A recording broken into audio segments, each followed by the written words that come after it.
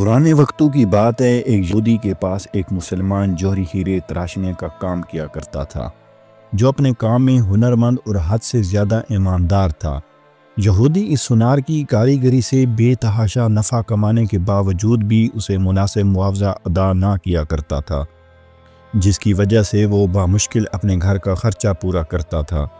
इसी तरह काम करते करते इसने उम्र गुजार दी और वक्त गुजरते ही इसकी बेटी जवान हो गई। वो अपनी कलील आमदन में से कुछ भी जमा ना कर सका। बेटी की शादी के लिए सुनार मुसलमान ने यहूदी से कुछ रकम बतौर उधार मांगी। करोड़पति होने के बावजूद यहूदी ने रकम देने से इनकार कर दिया, जिस पर सुनार अपनी किस्मत को बुरा भला कहता हुआ घर लौट आया। रकम उधार ना मिलने पर बीवी ने सख्त नाराज़गी और तानों से इसका इस्तकबाल किया।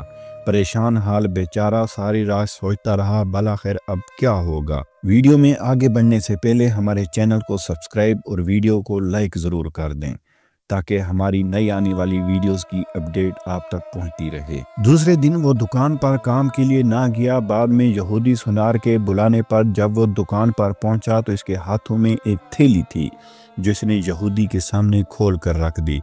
इसमें बेशकीमत हीरा देखकर यहूदी सवालिया निगाहों से कारीगर सुनार की तरफ देखने लगा।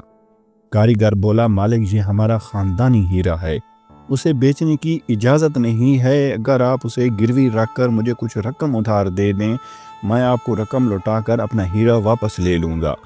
यहूदी राज़ी हो गया। मुसलमान कारीगर ने कर्ज़े की रकम से अपनी बेटी की शादी कर दी। फिर दिन रात मेहनत करके कर्ज की रकम आहिस्ता आहिस्ता अदा करने लग गया। कर्ज़े की आखिरी किस्त अदा करने के बाद मुसलमान कारीगर ने अपने हीरे का मुतालबा किया। यहूदी ने वो हीरा लाकर इसके सामने रख दिया। हीरा तराशने वाले कारीगर ने हीरा लेकर पानी में रख दिया। देखते ही देखते हीरा गल कर ख़त्म हो गया।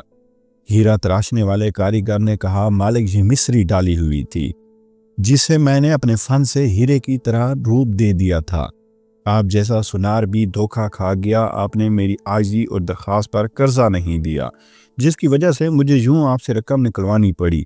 मैं मुसलमान हूं, इसलिए भागा नहीं। अब आपकी पई पई अदा करके सुरखरू हो गया हूँ। अफसोस कि आपने मेरी कदर नहीं की, इसलिए मुलाजमत छोड़कर जा रहा हूँ।